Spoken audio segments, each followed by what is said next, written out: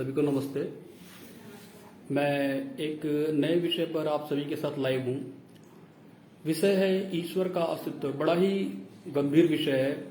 दुनिया भर में यदि देखा जाए तो अनेक तरह के मत मतांतर, विचारधारा, पंथ, संप्रदाय, मजहब आदि कितनी तरह की मान्यताएं पनपी हैं और हर कोई ईश्वर के स्वरूप को अपने अपने तरीके से बताता है। कोई कुछ कहता है, कोई कहता है सातवें आसमान पर है, कोई कहता है चौथे आसमान पर है, कोई कहता है कि हिमालय में कैलाश पर्वत पर है, कोई काशी विश्वनाथ में आता है।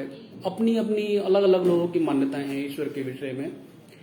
और ऐसे भी लोग हैं जो ईश्वर को नहीं मानते हैं, किंतु ईश्वर की वैज्ञानिक व्याख्या, उसकी समीक्षा, वास्तव में ईश्वर है भी कि नहीं है, अथवा हम लोग जो जन्म से ही मान रहे हैं, घर परिवार से जो संस्कार मिले हैं, बचपन से सिखाया जाता है, उसके आधार पर हम लोग बढ़ रहे हैं।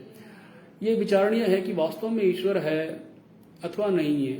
यदि नहीं है तो क्यों माना जाए, और है तो फिर क्यों ना माना जाए। तो दो ही संभावनाएं हो सकती हैं, या तो है अथवा नहीं है। इसके अलावा तीसरी कोई संभावना तो नहीं बनती। लेकिन यदि हम विश्वव्यापी स्तर पर देखें तो दुनिया भर में चार तरह के लोग दिखाई देते हैं। चार तरह की विचारधाराएं जो हैं ईश्वर के विषय में नजर आती हैं। सबसे प्रथम ऐसे लोग हैं, यदि आप उनसे पूछेंगे ईश्वर है तो वे सीधे सीधे मना कर देते हैं, ईश्वर का कोई अस्तित्व नहीं है। विशेषतः इसमें बौद्ध धर्म को मानने वाले जैनी हैं, साम्यवादी हैं, जो ईश्वर के अस्तित्व को नहीं मानते हैं। दूसरा यदि देखा जाए, ऐसे कई तरह के लोग हैं जो ईश्वर को मानते हैं, जैसे हिंदू हैं, ईसाई हैं, मुसलमान हैं। इनकी आस्था ईश्वर पर है, ईश्वर को मानते हैं। और यदि आप ईश्वर के विषय में इनसे पूछें कि क्या वास्तव में ईश्वर जो है वो कभी देखा है या मिला है या उसका कोई प्रमाण है, एविडेंस है, तो इस तरह के लोग एविडेंस नहीं दे पाते। किंतु एक उत्तर हमें सुनने को मिलता है कि ये हमारी आस्था का विषय है और आप कौन होते हैं प्रश्न उठाने वाले। इस तरह का उत्तर हमें मिल जाता है। तो ऐसे लोगों को भी मतलब ठीक नहीं कहा जा सकता, जो ईश्वर को मानते तो हैं, उनकी आस्था तो है, लेकिन कोई प्रमाण नहीं दे पाते हैं। तो एक तरह से मैं इन्हें महान नास्तिक कहता हूं, जो ईश्वर को मानते हैं किंतु उसकी व्याख्या नहीं कर सकते, समझते नहीं है, उसके बारे में कुछ भी नहीं जानते। तो फिर क्या होगा कि वो लोग गलत तरीके से व्याख्या करेंगे, और जब गलत व्याख्या होती है तो वो ज्यादा घातक हो जाती है। तीसरे तरह के लोग संसार में ऐसे होते हैं जो कि ये मानते हैं कि मानो तो है, ना मानो तो नहीं है। मतलब कुछ इस तरह का कहना चाहते हैं कि ईश्वर को माना तब तक तो था, उनके लिए था, और जब नहीं माना तो जहर खा के मर गया ईश्वर, या है ही नहीं। तो प्रश्न ये उठता है कि जब तक मान रहे थे तब तक ईश्वर था, तो क्या उनके न मानते समय ईश्वर ने आत्महत्या कर ली, ईश्वर मर गया? तो इस तरह से देखा जाए तो ये भी एक मान्यता दुनिया में है, मानो तो है और ना मानो तो नहीं है। चौथे तरह के लोग होते हैं जो ईश्वर को मानते हैं, उसको जानते भी हैं, विचारते भी हैं, तर्कपूर्ण तरीके से ईश्वर की व्याख्या करते हैं, उसकी समीक्षा करते हैं। तो चार तरह की विचारधाराएं ईश्वर के विषय में दुनिया भर में फैली हुई हैं। हम एक एक करके सभी विचारधाराओं पर विचार करेंगे, उसकी समीक्षा करेंगे। इन चारों विचारधाराओं में किसकी मान्यता है, कितना सत्य है, कितना झूठ है, वास्तव में ईश्वर है भी कि नहीं है। और नहीं मानते हैं तो इतना तो दुनिया भर में ईश्वर के नाम पर चल रहा है, क्योंकि दुनिया में सबसे अधिक हिंसा जो हुई है वो धर्म के नाम पर हुई है, ईश्वर के नाम पर हुई है। तो जो है ही नहीं उसके नाम पर इतना सब कुछ क्यों? और यदि है तो उसका सच्चा स्वरूप क्या है? क्या वह मनुष्यों को लड़ाने वाला है, भिड़ाने वाला है? जिस तरह से पेरियार ने कहा, जिस प्रकार से ईश्वर पर आक्षेप लगाए जाते हैं, तो क्या कुछ ऐसा भी है कि जो सातवें आसमान पर बैठा हुआ है या चौथे आसमान पर बैठा हुआ है या कोई जादू टोने चमत्कार करता है, ईश्वर कुछ ऐसा भी करता है क्या? ये एक गंभीर प्रश्न है ईश्वर के विषय में। तो सर्वप्रथम मैं इन चारों की एक एक करके समीक्षा करूंगा। यदि पहले वाले पर विचार करें, जो ईश्वर को नहीं मानता है, तो जो ईश्वर को मानता ही नहीं है उसके साथ अधिक तर्क वितर्क नहीं किया जा सकता, क्योंकि न मानने के पीछे उसके पास कारण है। न मानने के पीछे उसके पास मुख्य कारण है कि यदि ईश्वर नहीं है, यदि ईश्वर है तो उसके पास प्रमाण नहीं है, तो वो नहीं मानता है, तो उसको गलत नहीं कहा जा सकता। दूसरे तरह के व्यक्ति ऐसे होते हैं जो ईश्वर को मानते हैं, किंतु यदि आपने पूछा कि ईश्वर कहाँ है, कैसा है, कौन है, क्या करता है, तो इसकी समीक्षा नहीं करेंगे, इसका उत्तर नहीं देंगे, बल्कि आपको ये कह सकते हैं कि ईश्वर हमारी आस्था का विषय है, तर्क का विषय नहीं है, ईश्वर बुद्धि का विषय नहीं है, बुद्धि में नहीं आता है, तो वो भी इसको कह करके बाहर कर सकते हैं और एक तरह से आपसे टाल देंगे। तो दूसरे वालों की समीक्षा की जाए तो इससे भी हमें कोई ऐसा रिस्पॉन्स, कोई ऐसा उत्तर नहीं मिलेगा जिससे कि संतुष्टि हो सके। पहले वाले से तो हम कह सकते हैं कि ठीक है, वो तो प्रमाण नहीं है तो मानता ही नहीं, दूसरा वाला तो मानता है लेकिन प्रमाण नहीं दे पाता। तो ये दोनों के दोनों देखा जाए तो पहले वाले से प्रश्न बनता नहीं, दूसरे वाले से प्रश्न बनेगा, वो प्रश्न का उत्तर देगा नहीं। यदि तीसरे कैटेगरी में जाएं तो ऐसे लोग हैं जो ईश्वर को मानते भी हैं, ईश्वर को जानते भी हैं और वो इसका प्रमाण देने के लिए भी तैयार रहते हैं, लेकिन ऐसे लोगों की संख्या बहुत कम है। और चौथे तरह के जो लोग मिलेंगे वो ऐसे मिलेंगे जिनका उत्तर होता है ईश्वर मानो तो है और नहीं मानो तो मर गया। यह आस्था का विषय है, तर्क का विषय है, तो वो तर्क में जाना नहीं चाहिए, क्योंकि तर्क के लिए बुद्धि की आवश्यकता होती है और उनका मानना यह है कि ईश्वर तो बुद्धि में आ ही नहीं सकता, इसीलिए बुद्धिपूर्ण तरीके से विचार करने की आवश्यकता है ही नहीं। मैं इन चारों में सबसे खराब मानता हूं उनको जो ये मानते हैं कि ईश्वर मानो तो है अथवा न मानो तो नहीं है, क्योंकि इस संसार में ऐसा कुछ भी नहीं होता है जो कि मानने से हो जाए और न मानने से न हो। उदाहरण के लिए मेरे सामने एक टेबल है, तो मेरे सामने जो टेबल है मैं इसको मानूं या ना मानूं, ये टेबल तो रहेगी ही रहेगी। इस टेबल को मेरे मानने और ना मानने से कोई फर्क नहीं पड़ता।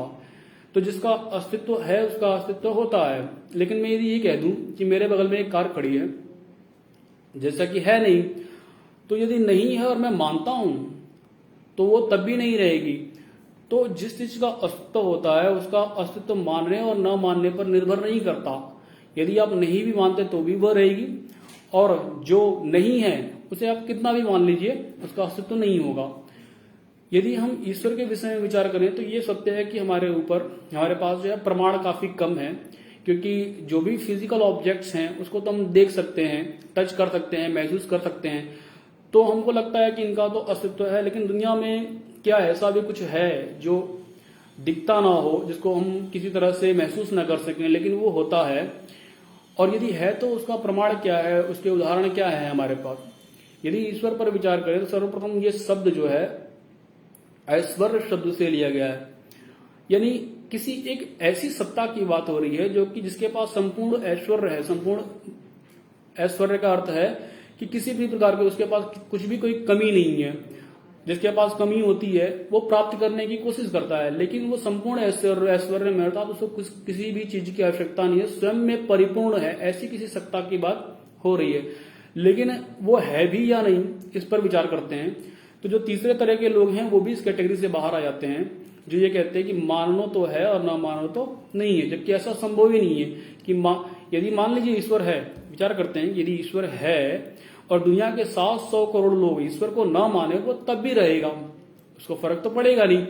और यदि ये विचार कर लिया जाए कि ईश्वर नहीं है और पूरी दुनिया उसको मानती, दुनिया के 7 अरब लोग ईश्वर को मान ले, तभी भी क्या फर्क पड़ता है, ईश्वर नहीं रहेगा। तो यदि है तो है और नहीं है तो नहीं है।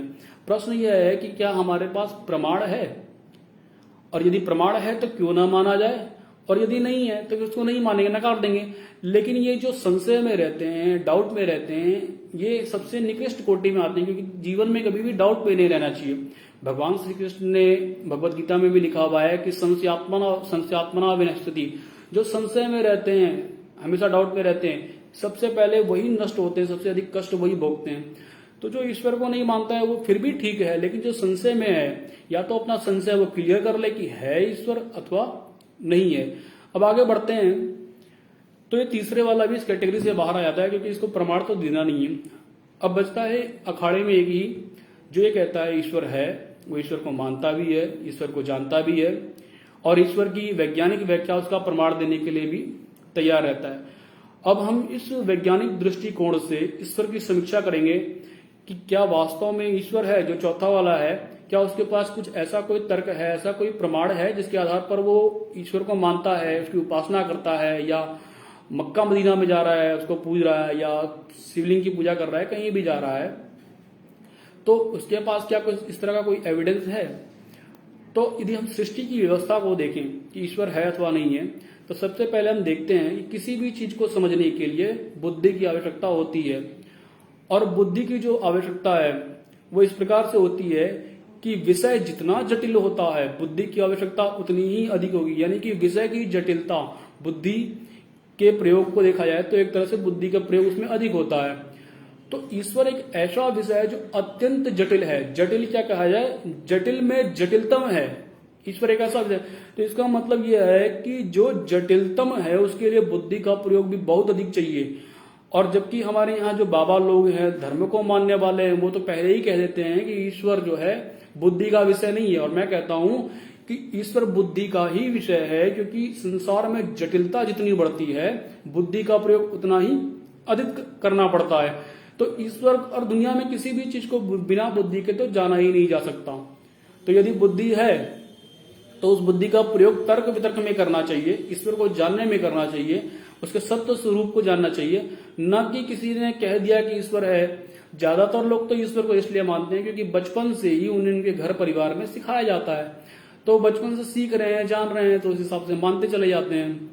लेकिन वो विचार नहीं करते कि क्या ईश्वर ऐसा हो सकता है किसी एक स्थान पर है, या फिर ईश्वर ऐसा हो सकता है जो पशुओं की हत्या करने की आज्ञा दे दे, या फिर ईश्वर ऐसा भी हो सकता है जो हमें लड़ाने झगड़ाने में विश्वास रखता हो। तो क्या इस प्रकार का भी कोई ईश्वर है? लेकिन दुनिया में लोगों ने बना रखे हैं। तो ईश्वर पर हम अब थोड़ा सा वैज्ञानिक दृष्टिकोण से विचार करते हैं। जब हम वैज्ञानिक दृष्टिकोण से विचार करते हैं तो मैंने जैसे पहले ही कहा कि विषय जितना जटिल होगा बुद्धि का प्रयोग भी उतना ही अधिक होगा। जैसे कि एक पेन बनाना है तो एक पेन को बनाने में कम बुद्धि का प्रयोग होगा, लेकिन यदि हमें एक मोबाइल बनाना है तो मोबाइल थोड़ा सा कॉम्प्लेक्स स्ट्रक्चर है, उसे बनाने में अधिक बुद्धि लगेगी। एक साधारण मोबाइल को बनाने में और एक एंड्रॉयड को बनाने में देखा जाए तो दोनों में डिफरेंस हो जाएगा। एंड्रॉयड को बनाने में थोड़ा सा कॉम्प्लेक्सिटी लेवल जो है और हाई हो जाएगा। यदि हम एंड्रॉयड से आगे बढ़ते हैं, लैपटॉप को देखें तो उसको बनाने में जो है और अधिक बुद्धि का प्रयोग होगा। यदि हमें सैटेलाइट बनानी है तो और अधिक बुद्धि का प्रयोग होगा। लेकिन खास बात यह है कि चाहे आप मोबाइल बनाइए, चाहे आप पेन बनाइए, या कोई भी अन्य जो है रचना कीजिए, उसमें आप एक बात नोटिस करेंगे कि ये सभी की जो सिस्टमेटिक होती है। सिस्टम का अर्थ होता है व्यवस्था। तो जब हम कहते हैं सिस्टम है, व्यवस्था है, तो फिर ये सिद्ध होता है कि व्यवस्था के पीछे व्यवस्थापक है। जैसे कि हम मोबाइल की बात करें तो मोबाइल अपने आप नहीं बन जाता। आप उसकी बैटरी को निकाल दीजिए, सारे पार्ट्स को अलग अलग कर दीजिए, या फिर आप किसी पेन के सारे पार्ट्स को अलग कर दीजिए, वो उतने अच्छे तरीके से काम नहीं करेगा।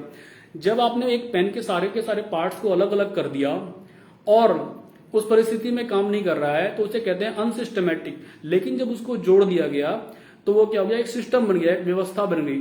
और जब व्यवस्था होती है तो कभी भी व्यवस्था के पीछे व्यवस्थापक ऐसा हो नहीं सकता कि व्यवस्थापक होगा नहीं। क्योंकि यदि व्यवस्थापक होगा नहीं तो भौतिकी के नियम कहते हैं कि बिना बाह्य बल के कोई भी क्रिया नहीं होती। हर वस्तु में किसी न किसी प्रकार के बाह्य बल का प्रयोग होता है। तो फिर प्रश्न यह उठता है, क्या सृष्टि व्यवस्था में, सृष्टि को बनाने में किसी भी प्रकार की कोई बाह्य बल का प्रयोग नहीं हुआ है? यदि हम देखा जाए सृष्टि को, तो प्रश्न पहला उठता है, क्या ये सिस्टमैटिक है या सिस्टम नहीं है, अव्यवस्थित है या व्यवस्था से चल रही है? तो इसके लिए मैं आप लोगों को एक एग्जांपल देता हूं। आपने देखा होगा कि एक न्यूक्लियस होता है, न्यूक्लियस के अंदर प्रोटॉन और न्यूट्रॉन होते हैं। इलेक्ट्रॉन्स उसके चारों ओर चक्कर लगाते रहते हैं। यदि आप इस स्ट्रक्चर को थोड़ा सा और बड़ा कर देंगे और इसको एक्सपेंड करते जाएंगे तो आप देखेंगे कि जो स्ट्रक्चर न्यूक्लियस में है उसके चारों तरफ इलेक्ट्रॉन चक्कर लगा रहे, सेम स्ट्रक्चर जो है वो हमारे सोलर सिस्टम में है। एक सन है जो कि न्यूक्लियस की तरह है, और हमारे जो प्लैनेट्स हैं वो इलेक्ट्रॉन्स की तरह उसके चारों ओर चक्कर लगा रहे हैं।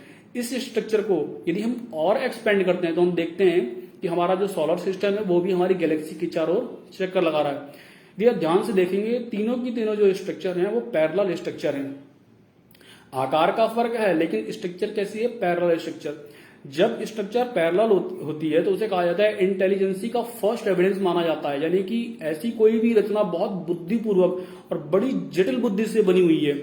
यदि हम अपनी बनाई हुई वस्तुओं को ये समझते हैं कि इनमें बहुत बुद्धि का प्रयोग हुआ है, तो विचार कीजिए जो हमारा शरीर है, इस शरीर को बनाने में कितनी अधिक बुद्धि का प्रयोग हुआ है। जैसे कि हमारी आंखों में 570 मेगापिक्सल्स का लेंस लगा हुआ है। हमारी जो ब्रेन होता है उसके अंदर एक हार्ड डिस्क है, हाइपोथैलेमस। इसी तरह से हम अपना डाइजेशन सिस्टम देखें, हमारे शरीर से जो भी अपशिष्ट पदार्थों को निकालने वाला सिस्टम है, एक भी चीज पूरे शरीर में ऐसी नहीं है जो कि सिस्टमेटिक ना हो। पूरा का पूरा जो शरीर है वो वैज्ञानिकता से बना हुआ है। यहाँ तक कि हम अपने कान के ऊपर जो ये पर्दा है इसको भी देखें, हम जो कान को ढकने वाला है, ये भी अगर ना हो तो मनुष्य नहीं सुन सकता। यानी इसका भी प्रयोग है, हमारे बालों तक का प्रयोग है, हमारी आईब्रो तक का प्रयोग है, हर चीज का प्रयोग है। तो ये शरीर कितनी जटिलता से, कितनी बारीकी से बना हुआ है। क्या ये शरीर बिना बनाए बन सकता है? प्रश्न ये खड़ा होता है। यदि हम एक माता के गर्भ में देखें तो एक माता के गर्भ में जब बच्चा बनता है, उसका शरीर बनता है, तो कभी ऐसा नहीं होता कि पैर पहले बन जाए, हाथ पहले बन जाए। सब भी सारे के सारे जीवों में स्ट्रक्चर बनती है। सबसे पहले जो है उसका ब्रेन बनना शुरू होगा, धीरे धीरे उसके बॉडी के पार्ट बनते। तो यदि अनसिस्टमेटिक होता तो कुछ भी आगे पीछे बन सकता था, लेकिन व्यवस्था ऐसी है, सब कुछ सिस्टम के मुताबिक बन रहा है। एक एक पार्टिकल, एक एक एटम जो है वो उसी व्यवस्था में जुड़ रहा है, और एक एक एटम जुड़ करके पूरे के पूरे शरीर का निर्माण हो रहा है। उसमें थोड़ी तनिक भी गलती नहीं हो रही है। तो ठीक से अगर एनालाइज किया तो ऐसा लगता है जैसे यहां भी बुद्धि का प्रयोग हो रहा है। कुछ लोग कहते हैं कि बुद्धि तो जो है जन्म के बाद ही हम लोग सीखते हैं, किंतु यदि हम लोग विचार करें तो जब हिरण का बच्चा जन्म लेता है तो जन्म के 1 घंटे के बाद जो है वह दौड़ना शुरू कर देता है, और वह शत्रु में फर्क कर लेता है। उसे पता चल जाता है कि कौन उसका शत्रु है, माता कौन है, वो सब कुछ फर्क। क्या ये जो ज्ञान है उसके पास गर्भ से आता है? यदि ये माना जाए कि संसार में आकर के ही सब सारा ज्ञान मिलता है, तो जो नैमित्तीय ज्ञान है वो तो अभी गर्भ से बाहर आया, उसके पास ये ज्ञान कहां से आ जाता है? ये स्वाभाविक ज्ञान, ये नैमित्तीय ज्ञान जो है उसको कहां से प्राप्त होता है? क्या पूर्व जन्मों से मिलता है? या पूर्व जन्मों को न माना जाए तो फिर प्रश्न उठता है कि क्या माता के गर्भ में सीख लिया, जबकि उस गर्भ में तो घनघोर अंधेरा था, तो उसने ये सब कहां से सीखा? यदि ठीक से विचार किया जाए तो उसकी जो संरचना है, डीएनए संरचना है, उसके हाथ पांव, उसका शरीर, ये सब माता पिता से मिलता है। उसका रंग रूप, उसकी आवाज, एक तरह से कहा जाए तो फोटोकॉपी जो हम करते हैं उस तरह से, यहाँ तक कि मस्तिष्क के जो विचार होते हैं वो भी लगभग जाते हैं बच्चों में, आवाज तक जाती है। तो प्रश्न यह उठता है कि जो कॉपी बन रही है डीएनए की, कहते हैं 99% मैच कर जाता है डीएनए, मतलब ये कॉपी बन रही है, ये इतना साइंटिफिक चीज कैसे चल रही है? क्या बिना सिस्टम के चल रही है? और यदि व्यवस्था है तो क्या व्यवस्था में बुद्धि का प्रयोग नहीं हुआ है? मैं ये नहीं कह रहा हूं अभी ईश्वर है, मैं इस बात पर नहीं जा रहा हूं। ईश्वर है या नहीं है वो एक अलग विषय है। प्रश्न यह है कि ये सब कुछ इतना अधिक बुद्धि से बना हुआ है, जटिल से जटिलतम जो है विज्ञान लगा हुआ है। एक एक चीज, एक एक कण, एक एक पार्टिकल देखा जाए तो वो बहुत ज्यादा कॉम्प्लेक्स है। इतनी कॉम्प्लेक्स स्ट्रक्चर भी जो है वो बुद्धि के साथ चल रही है, ना आपस में टकरा रही है, सब कुछ व्यवस्थित रूप से चल रहा है। और जिसकी जितनी सीमा है, जितना नियम है, वो उतना ही रह रहा है। जैसे धरती को सूर्य खींच रहा है, धरती कभी गिरती नहीं है, जितनी दूरी पर होनी चाहिए उतनी ही दूरी पर है, न तो ये कक्षा को छोड़कर जा रही है। तो जिसका जितना समय बना हुआ है वो भी उतने समय तक कार्य कर रहे हैं। तो बुद्धि का जब प्रयोग हुआ है तो क्या ये माना जा सकता है कि बुद्धिमान है? मैं अभी ईश्वर का नाम नहीं दे रहा हूं कि ईश्वर है या कोई है सत्ता की, लेकिन एक बात तो स्पष्ट दिखती है कि बुद्धि का प्रयोग तो हुआ है। जब हम बुद्धि के प्रयोग की बात करते हैं तो बुद्धि जड़ है अथवा चेतन? प्रश्न खड़ा होता है कि बुद्धि कैसी है? क्या ईंट में, पत्थर में, या देखा जाए मकान में, बिल्डिंग में, इनके अंदर भी बुद्धि होती है? क्या ये इनके अंदर भी चेतना है? ये भी कुछ कर सकते हैं? तो देखने में लगता है कि ये जो इतने हैं इनका भी आकार तो बदलता है हजारों सालों में, लेकिन इनके अंदर स्वविवेक, स्वनिर्णय की क्षमता नहीं होती। बुद्धि का जो मुख्य लक्षण होता है वो है चेतना, यानी कि स्वनिर्णय की क्षमता। अगर यदि आप रोबोट्स को भी देखेंगे, आप कह सकते हैं कि रोबोट्स भी तो हमने बनाए हैं, वो भी चलते फिरते हैं, सब कुछ करते हैं, तो फिर क्या रोबोट्स को भी ये मान लिया जाए कि उनके अंदर भी बुद्धि है?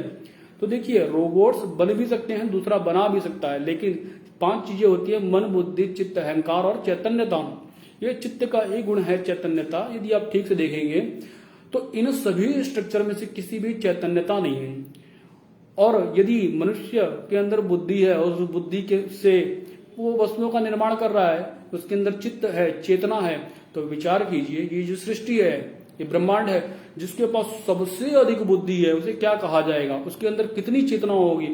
और इतनी कॉम्प्लेक्स स्ट्रक्चर को जो बना रहा है उसकी बुद्धि तो हम सभी में, इस संसार के सभी जीवों में सर्वोत्तम है, तो उसकी बुद्धि को देखते हुए उसे सर्वज्ञ कहा जा सकता है। हम ये नहीं करें ईश्वर है, लेकिन जो भी है वह सर्वज्ञ है। दूसरा गुण देखा जाए तो वो जो भी है परम चेतन सत्ता है, उसकी चेतना ऐसी है, उसके जैसा चेतन दूसरा कुछ भी नहीं है। लेकिन एक प्रश्न खड़ा होता है कि वो रहता कहाँ है, किस जगह है, क्या उसके पास कोई शक्ति भी है? तो अगर ठीक ठीक से देखा जाए तो आज जो है शक्ति का आधार दुनिया भर में जो फैला हुआ है वो है परमाणु बम। हम परमाणु बम को शक्ति का पर्याय मानते हैं कि दुनिया भर में जो शक्तिशाली देश हैं तो वो परमाणु शक्ति के दम पर बने हुए हैं। प्रश्न यह खड़ा होता है कि जो इस ब्रह्मांड में बुद्धिमान सत्ता है, सर्वज्ञ चेतन सत्ता है, क्या उसके पास कोई ऐसा शस्त्र है, क्या कोई शक्ति है, उसके पास कोई बल है? यदि सामर्थ्य है तो क्या है?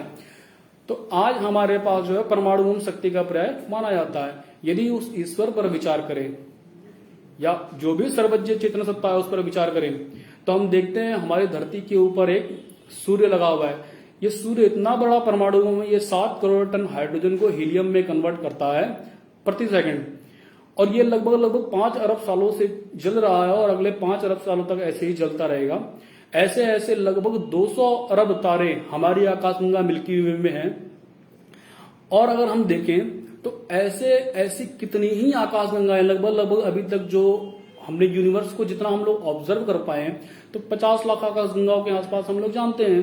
तो इन आकाशगंगाओं को हम देखें ठीक ठीक प्रकार से तो देखा जाएगा कि सूर्य से भी बड़े बड़े तारे, यानी उस जो भी चेतन सत्ता है उसके पास ऐसे ऐसे परमाणु बम है जिसमें 10 लाख पृथ्वी समा जाए, करोड़ों करोड़ों पृथ्वी समा जाए, जिनके आगे सूर्य भी छोटा पड़ जाता है।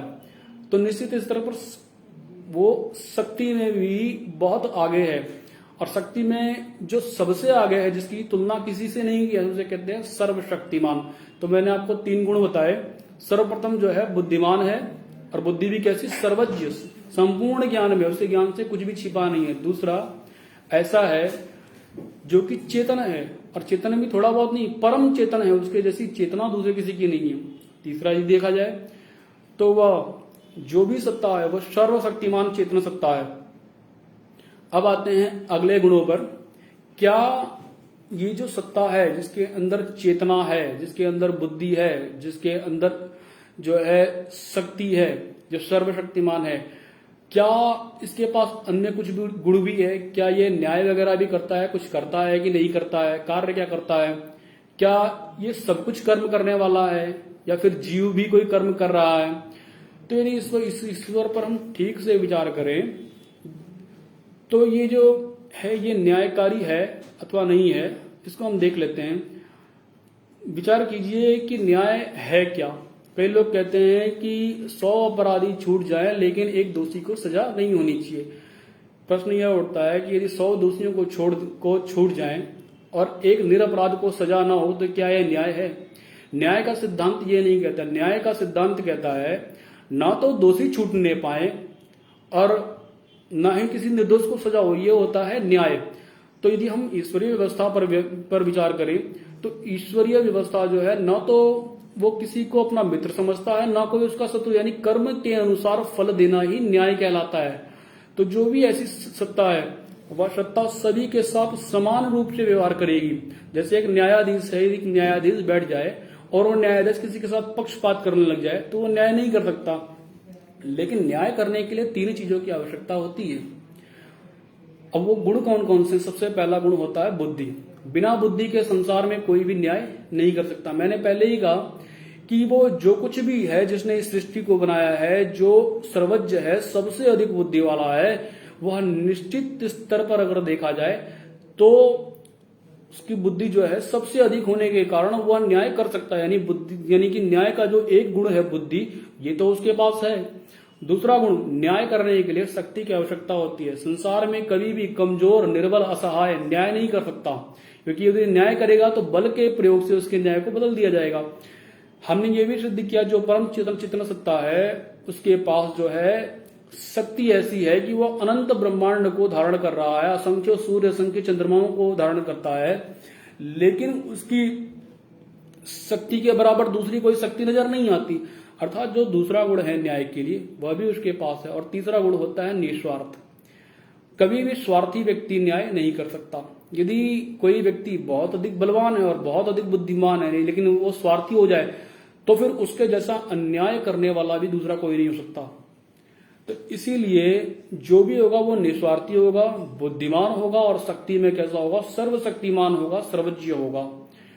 तो अब विचार करें, ये जो भी सत्ता है जिसने हमारे शरीर को बनाया, इस पूरे ब्रह्मांड को बनाया, क्या वास्तव में निस्वार्थ है या फिर वो हमसे बदले में कुछ लेता भी है?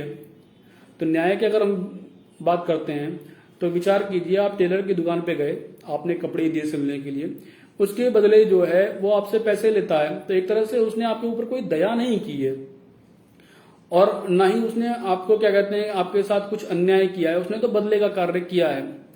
लेकिन जब आप जाते हैं टेलर, सपोज कीजिए कि आपने किसी का कोई काम किया और बदले में आपने कुछ भी नहीं लिया, इसे कहते हैं निस्वार्थ होना, यानी आपके मन में कोई स्वार्थ भाव नहीं था।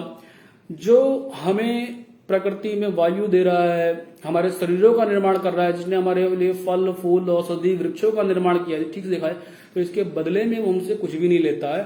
तो इसीलिए वो जो चेतन सत्ता है वो निस्वार्थ भी कहलाएगी। और यदि निस्वार्थ होगी और सर्वज्ञ होगी, सर्वशक्तिमान होगी, ये तीन गुण जिसके भीतर है वो न्याय कर सकता है। यानी कि जो चेतन सत्ता है यह न्याय करने में सक्षम है। और न्याय कौन कर सकता है? तो न्याय वो करेगा जो सब कुछ जानता हो, और सब कुछ जानने के लिए सर्वव्यापी होना आवश्यक है। जैसे कि मैं यहाँ अभी एक बिल्डिंग में बैठा हुआ हूँ, ऑफिस में बैठा हूँ, तो मैं बाहर की चीजों के बारे में नहीं जानता हूँ क्योंकि मैं बाहर नहीं हूं, मैं सिर्फ एक जगह हूँ। लेकिन विचार कीजिए, मैं यहाँ भी हूं और मैं बाहर भी हूं। यदि मैं दोनों जगह एक साथ एक समय हो जाऊं तो क्या होगा, मेरे को यहाँ का भी ज्ञान रहेगा और बाहर का भी रहेगा। तो जो भी चेतन सत्ता है यदि वो न्याय कर रही है, यदि वो सर्वशक्तिमान है, सर्वज्ञ है, तो न्याय करने के लिए उसके ज्ञान में सब कुछ होना चाहिए। अब सब कुछ होना चाहिए, लेकिन ये भी है कि वो सर्वव्यापी है या एक देशीय है। तो जैसे मैंने पहले कहा था कि वह संपूर्ण ब्रह्मांड की रचना कर रहा है, जो संपूर्ण ब्रह्मांड की रचना कर रहा है, उसे चला रहा है, तो निश्चित स्तर पर वह एक देशीय नहीं हो सकता। क्योंकि मैं ऑफिस में बैठा हूं तो ऑफिस की व्यवस्था चला सकता हूं, बाहर की व्यवस्था नहीं चला सकता हूं। हो सकता है कि एक प्रधानमंत्री जो है पूरे देश की व्यवस्था चलाता है, उसमें भी गड़बड़ी हो जाती है क्योंकि प्रधानमंत्री एक जगह है, सर्वव्यापी नहीं है, लेकिन जो चला रहा है वो व्यवस्थित रूप से पूरे ब्रह्मांड को चला रहा है। इसका मतलब जो भी चेतन सत्ता है, परम चेतन सत्ता है, वह पूरे के पूरे ब्रह्मांड में सब जगह स्थापित है, तो सर्वव्यापी भी है। तो सर्वव्यापी होने से वो सर्वज्ञ हो जाता है। अब सर्वज्ञ हो गया, सर्वव्यापी भी हो गया, निस्वार्थ भी हो गया, सर्वशक्तिमान भी हो गया, तो न्याय करने के लिए जो है सर्वज्ञ होना, सर्वशक्तिमान होना और निस्वार्थ होना, इन तीन गुणों की आवश्यकता है। और ये तीनों ही गुण उसके पास हैं, तो ये भी माना जा सकता है कि वो जो परम चेतन सत्ता है वो न्यायकारी भी है। तो इस आधार पर मैंने जो है आज ईश्वर से संबंधित विषय पर अपने कुछ विचार रखे, 5 गुणों को मैंने परिभाषित किया। और भी ईश्वर के अन्य गुण हैं जिनको जो है परिभाषाओं के साथ बताया जा सकता है, जिनकी व्याख्या की जा सकती है, लेकिन हमारे पास समय का अभाव रहेगा। तो अब हम विचार करते हैं कि यदि जिसके पास 5 गुण हैं, क्या वास्तव में वह है कि नहीं है? तो मैंने कहा जिसके भीतर गुण है उसका अस्तित्व है, उसका एग्जिस्टेंस तो अपने आप हो जाएगा क्योंकि उसके अंदर गुण है। अब गुण वस्तु पदार्थों के अंदर भी होते हैं। प्रश्न उठता है कि गुण तो वस्तुओं में, पदार्थों में, लेकिन क्या बुद्धि भी है, चेतना भी है? मैंने कहा उसका जो डिफरेंस है, जो जड़ में और चेतना में फर्क होता है, वह है बुद्धि का। वह जो चला रहा है वो बुद्धि से चला रहा है। तो गुण तो जड़ के अंदर भी होंगे, लेकिन बुद्धि का गुण नहीं है, चेतना का गुण नहीं है। इसका अर्थ यह है कि वह जड़ पदार्थों से पृथक कोई सत्ता है, जड़ नहीं है। हमने जिन जड़ पदार्थों को ईश्वर बना करके रखा हुआ है वो नहीं हो सकते। वो जो कुछ भी है, सबसे पहला तो वो बुद्धिमान है अर्थात सर्वज्ञ है, उसके बाद परम चेतन सत्ता है, उसके बाद वो सर्वशक्तिमान है, और उसके बाद वो न्यायकारी भी सिद्ध होती है और निस्वार्थ भी है।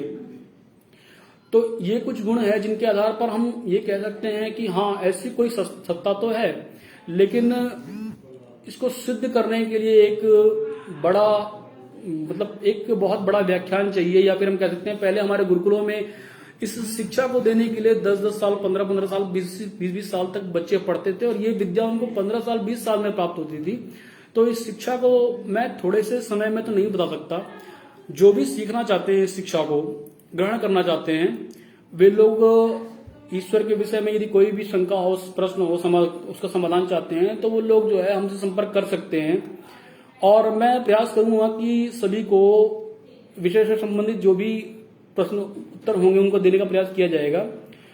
अब दुनिया भर में जो मतांतर फैले हुए हैं, विचारधाराएं फैली है, मत है, संप्रदाय है, मजहब है, जरा इन पर भी विचार कर लेते हैं कि ये ईश्वर के अस्तित्व को किस तरह से लेते हैं। क्या ऐसा भी कोई ईश्वर हो सकता है? जैसे कि इस्लाम में देखा जाए, इस्लाम में कहा जाता है कि एक अल्लाह है जो 7वें आसमान पर बैठा हुआ है। सर्वप्रथम तो ये 7वां आसमान आज तक कभी सिद्ध नहीं हो पाया कि 7वां कोई आसमान भी है कि नहीं, इसका एग्जिस्टेंस है कि नहीं है। दूसरा, वो अल्लाह करता क्या है, वहां 72 हूरे देता है। प्रश्न यह है, क्या परमात्मा के पास यही काम रह गया है? क्या परमात्मा स्त्रियों का सौदागर हो गया है? जो भी चेतन सत्ता है क्या वो ऐसे काम में लिप्त रहेगी? तीसरा, कहते हैं कि वहां पर 72 हूरों के साथ गिलमा भी मिलते हैं। मैं उसकी व्याख्या करूंगा नहीं, आप लोग समझ जाइए। छोटे छोटे बच्चे हैं जिनका एक तरह से शोषण किया जाता है जन्नत में, एक ऐसी जन्नत बताई गई है। और गिलमा के बारे में आप लोग ज्यादातर जो है वो गूगल से पढ़ सकते हैं। तो क्या कोई ऐसे भी परमात्मा है जो एक स्थान पर एक तख्त के ऊपर बैठा हुआ है, फरिश्तों ने पकड़ा हुआ है? प्रश्न यह है, किसी दिन फरिश्तों ने छोड़ दिया तख्त को तो उस अल्लाह का क्या होगा? ऐसे ही हम विचार करें, जो ईसाई है उन्होंने भी बना रखा है कि 4थे आसमान पर बैठा हुआ है, किसी ने बना दिया है कि अमरनाथ में बैठा हुआ है। लेकिन जो इस अनंत ब्रह्मांड को धारण करने वाली चेतन सत्ता है, क्या वो किसी ये सिर्फ एक स्थान पर है या सब जगह, सब वस्तुओं में, सब पदार्थों में, सब तत्वों में रहती है और तब सब कुछ चला रही है? तो बुद्धि के प्रयोग से इसको समझने का प्रयास करें। और मैं जब मैं अगली बार लाइव करूंगा तो मैं ईश्वर के जो अन्य 5 गुण हैं उन पर व्याख्या करूंगा और उनके साथ साथ लोगों का जो भी कमेंट में प्रश्नोत्तर आएगा उसको देने का प्रयास करूंगा। फिलहाल इस सृष्टि की संरचना को देख करके, बुद्धि को देख करके ऐसा लगता है कि कोई ना कोई तो है जो इस सृष्टि का रचनाकार है, सृष्टि को बनाने वाला है। कोई ऐसी परम चेतन सत्ता है, उसको नाम आप कुछ भी दे सकते हैं। वो नाम गौणिक भी हो सकता है, लाक्षणिक भी हो सकता है, वह नाम जो है उसका मुख्य नाम भी हो सकता है। मैं ईश्वर के, परमात्मा के मुख्य नाम पर अभी नहीं जाऊंगा, क्योंकि परमात्मा को जो मुख्य नाम है वो किस तरह से पड़ा है उसकी एक वैज्ञानिक व्याख्या है, वैज्ञानिक समीक्षा है जो कि बहुत गूढ़ है। फिलहाल मैं उसके कुछ गौणिक, कुछ लाक्षणिक नामों पर जो है आपको बता देता हूं। जैसे ईश्वर शब्द पर कहा मैंने, ऐश्वर्य शब्द से निष्पन्न होता है। ऐसे ही ब्रह्मा जो है, आप देखेंगे ब्रह्मा, ब्रह्मांड, ब्राह्मण, ब्रह्मचारी, इन सब में जो ब्रह्म शब्द है वो कॉमन आता है। जैसे क्षत्रिय है, छत्र को धारण करने वाला क्षत्रिय हो जाता है, वैसे ही ब्रह्म को जानने वाला ब्राह्मण हो जाता है। तो गुणवाचक नाम जो है वो गुणों के आधार पर है। जिसने ब्रह्मांड की रचना करी वो ब्रह्मा हो गया। शिव से कल्याणकारी हो जाता है। गणेश से गण धन ईश, अर्थात मनुष्यों का अधिपति होने से गणेश कहलाता है। इसी प्रकार से वह जो है अन्य कई नामों से जाना जाता है। जैसे कि उसको मित्र भी कहा है, गुरु कहा गया, क्योंकि गुरु जो होता है ज्ञान में अग्रणी है और परमात्मा से अधिक ज्ञान में अग्रणी दूसरा कोई नहीं है, क्योंकि वो सर्वव्यापी है। तो सर्वव्यापकता होने के कारण उसके ज्ञान की तुलना किसी और से नहीं की जा सकती। तो इसलिए जो भी परम चेतन सत्ता है, वह चेतन सत्ता जो है गुरु भी है, वह बुद्ध भी है, क्योंकि बुद्धि में सबसे अधिक आगे होने से बुद्धिमान हो जाता है। इसी तरह से वह मनु भी है, अर्थात मनन करने योग्य होने से वो मनु भी कहलाता है। तो ईश्वर के जैसे जैसे गुण हैं, उन गुणों के आधार पर उसके नामों की समीक्षा की जाती है, व्याख्या की जाती है। और ईश्वर का जो मुख्य नाम जो शास्त्रों ने बताया है वो तो ओम बताया गया है। किस तरह से पढ़ा है उस पर हम कभी बाद में चर्चा करेंगे। और आज विषय को मैं यही समाप्त करता हूं। यदि किसी का कोई प्रश्नोत्तर होगा तो आप कमेंट में लिख कर भेजिए, या जो मेरे संपर्क में है वो मुझे कॉल भी कर सकते हैं। मैं उनके सभी प्रश्नों का उत्तर देने का पूरा प्रयास करूंगा। आप सभी को आज नमस्ते।